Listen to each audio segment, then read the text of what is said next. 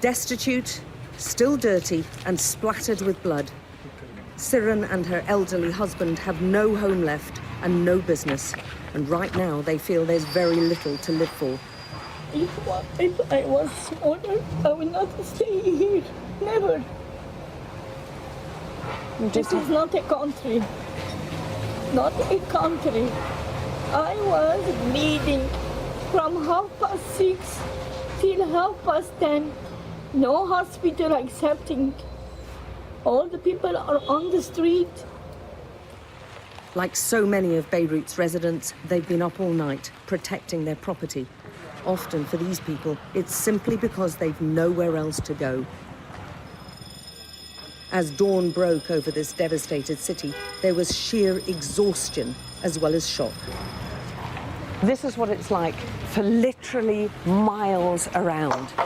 Every building, every cafe and bar, every home has been left like this, destroyed and in bits, with many people left homeless.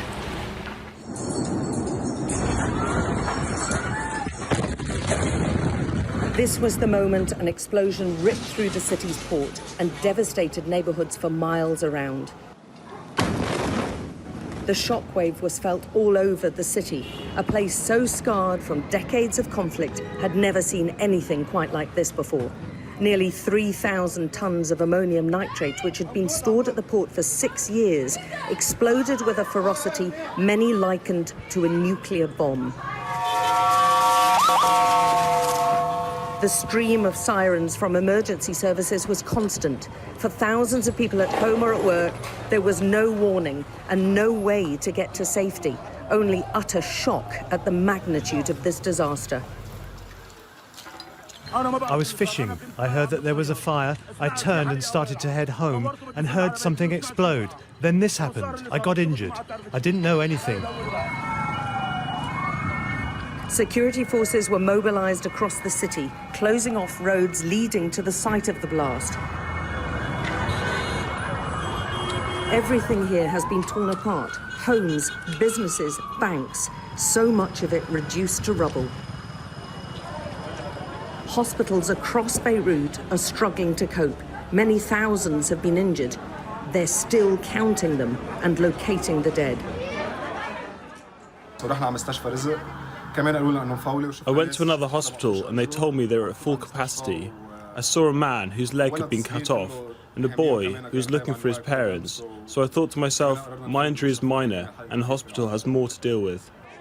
Medical services in the country, already buckling under the weight of coronavirus cases and shortages in medicine and equipment, are now dealing with a national catastrophe. 2 weeks state of emergency has been declared by the president.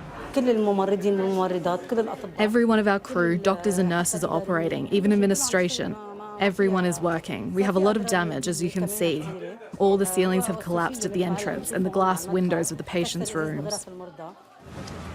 It's hard to see how Lebanon can withstand this. It was already suffering the worst economic collapse in its history, plunging hundreds of thousands into poverty. Many more will now be added to this list. The Prime Minister has vowed those responsible for this will be brought to justice. But right now, Beirut is just struggling to get through another day, with tens of thousands of lives devastated by this tragedy.